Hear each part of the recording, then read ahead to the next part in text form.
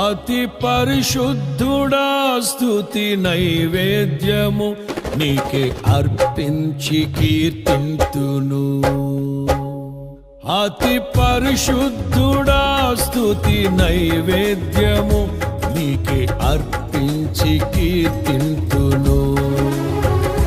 నీవు నా పక్షమై నన్ను దీవించగా, నీవు నా తోడువై నన్ను నడిపించగా, జీవింతును నీ కోసమే ఆశ్రయమైన నా యేసయ్యా.